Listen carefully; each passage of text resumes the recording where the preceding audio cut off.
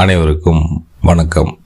இந்த பதிவில் நாம் விரும்பக்கூடிய நபரை கவர அல்லது பிரிந்த நபர்கள் ஒன்று சேர ஒரு எளிய தாந்திரிக வசிய இயந்திரம் நாமே எழுதி பயன்படுத்தும் முறையை கூறப்போகிறேன். நான் இப்பொழுது கூறக்கூடிய முறையை செப்புத்தகடில் எழுதினால்தான் பலன் அதிகமாக கிடைக்கும். நிறைய நபர்களால் முடியாது. எனவே காகிதத்தில் எழுதி பயன்படுத்தும் முறையை கூறப்போகிறேன். இந்த விஷயத்துக்கு பார்த்தீங்கன்னா ஒரு சின்ன வெள்ளை காகித துண்டு ஒன்று வெட்டி வைத்துக் கொள்ளுங்க. எந்த விஷயத்தையும் பார்த்தீங்கன்னா ஒரு தூய்மையான அறை அல்லது பூஜை அறையில் தீபம் ஏற்றி அமர்ந்து கொள்ளுங்க. முடிஞ்சா சிகப்பு கலர் துணி விரித்து அதன் மீது அமர்ந்து கொள்ளுங்க.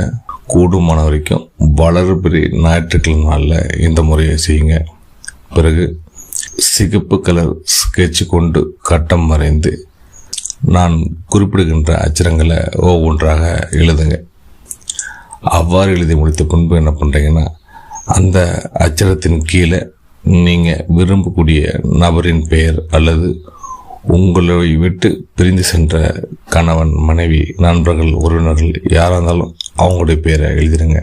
இந்த விஷயத்தை கணவன் மனைவி விஷயத்தில் கூட பயன்படுத்தலாம். நீங்கள் யாருக்காக எழுதுறீங்களோ அவங்களுடைய பேரை எழுதிடுங்க. பிறகு என்ன செய்கிறீங்கன்னா, ஒரு தாயத்தை ஒன்று வாங்கி அதற்குள்ளாக சிறிது பச்சை கற்பூரம் போட்டு நீங்கள் எழுதிய அந்த காகித இயந்திரத்தை சுருட்டி அதுக்குள்ளே அடைத்து நீங்கள் எலுமிச்சப்பழம் 2 அறுத்து புழிஞ்சு விட்டுட்டு கட்டிக்கங்க.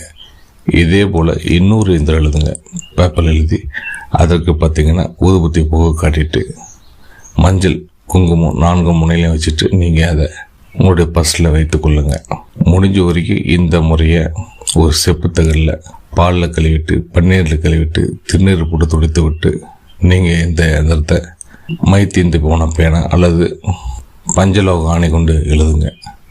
பின்பு அதற்கு மூலிகை மை நன்றாக தடவி விட்டுட்டு நீங்கள் இதை தாயத்தில் அடித்தும் இன்னொரு எந்திரம் வரைந்து அதை நீங்கள் லேமினேட் பண்ணி பர்ஸில் வைத்துட்டிங்கன்னா யாரை நினைத்து நீங்கள் இந்த விஷயத்தை செஞ்சீங்களோ அந்த நபர் பார்த்தீங்கன்னா உங்களுக்கு வசியமாவாங்க. பிரிந்திருந்த நபர்கள் உங்களை தேடி வருவாங்க. உங்கள் ஞாபகத்தை இந்த முறை தூண்டிவிடும். மிக மிக எளிமையான முறை.